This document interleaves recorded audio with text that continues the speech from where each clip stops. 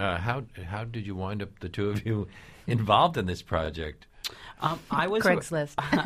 If only. I think I was approached first. It was Sam Mendes' idea. He approached Jeffrey Katzenberg at DreamWorks and said, "What do you think about doing a musical of Shrek?" And Jeffrey was like, "Sure, you put it together." And Sam had actually been one of the producers on my play Fuddy Mears when it was on the West End, and so that's how I knew Sam. And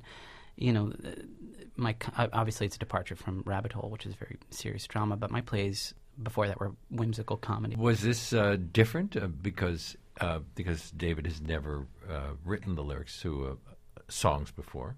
Once we discussed form, and I love working with playwrights because there's such a great sense of story, and David has a very musical ear. I mean, Fuddy Mears alone, there you can tell that he has a musical dynamic and dialogue, and that's what I listen for. And so I think it naturally comes that if something is already in meter, and I knew that he would have a great sense of rhyme, and he's funny.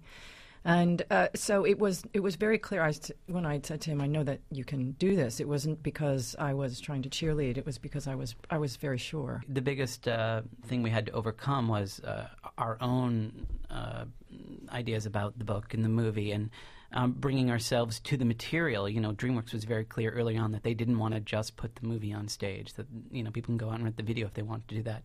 And so they encouraged us at every turn to make it our own and dig deeper and dramatize things that weren't in the movie. Well, there are many different ways you can go about it. You can do the sort of thing that we saw with The Lion King. Mm-hmm. In this case, you didn't do that. No. And you even gave us a little backstory.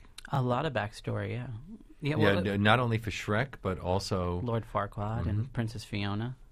Well, I think that makes you invest in a character when you're dealing in the theater and metaphor, and you really want people to be able to, really live with them and also live with their past, because you can do that and you can put the present and the future and the past together on stage, like we do with the Fionas when she's smaller and then middle and large size. We have 3 different Fionas in this show. Yes, we do, yeah. Now, one of the problems here is that you're writing something that has to appeal both to kids and to adults.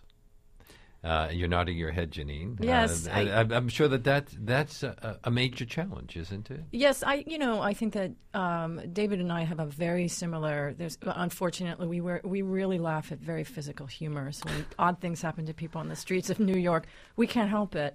And I think there's just the Three Stooges kind of physical comedy that really makes me giggle. But I think it's also what drew us to the source material, both the Steig book and the movie.